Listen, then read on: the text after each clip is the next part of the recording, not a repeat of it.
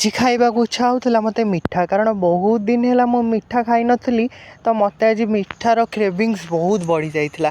नमस्कार समस्त को मु सत्य स्वागत करुच्ची मोर गोटे नुआ वीडियो को।